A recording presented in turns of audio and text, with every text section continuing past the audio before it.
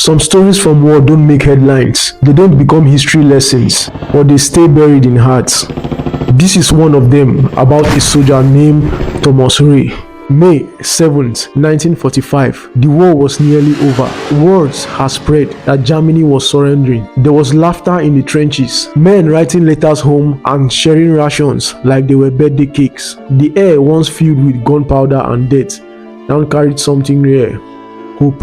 But for Private First Class Thomas Ray, the war wasn't over yet. Thomas Ray was 24, from a quiet farm town in Kansas. A letter from his fiancée Mary was folded in his breast pocket, ceased from being read so many times. It says, "Promise me you will come home, Tommy. Just promise." He promised, and he fought every battle with that promise stitched in his soul. That morning, his unit was ordered to secure a small German village. The enemy was retreating, scared and broken, but not yet finished. Thomas led a squad into a narrow alley, flanked by old brick house. The silence was air. Birds chirped, flowers bloomed. It almost looked like peace. Then a crack from a rifle, a sniper. Thomas reacted first. He pushed his comrade down, returned fire, and shouted for cover. He was hit in the chest. He collapsed. The medic ran. His best friend Jamie screamed his name, holding his hand tight, whispering, "Hold on, Tommy. Just hold on. It's almost over."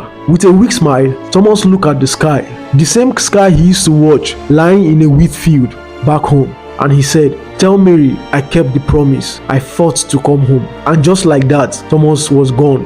The next day, May 8, 1945, it was a victory day in Europe. The war ended. Guns went silent. Soldiers danced in the street. Radios across the world echoed with celebration. But one letter did not arrive. And in Kansas, Mary sat on her porch, holding her belly, 7 months pregnant, waiting. 3 days later, a car pulled up and a man in uniform stepped out with a folded flag. She didn't cry at first. She just whispered to Jimmy, telling him, but the war ended. Her husband, Thomas Ray, died one day before peace. One day before he could see his unborn son. One day before his promise could be fulfilled. But heroes don't always make it to the final chapter. Some write the ending with their blood. This story is not about victory. It's about a man who gave everything so that others can live and see the end. If this story moved you, please like, share, drop a comment to show your support to all the military men in the world.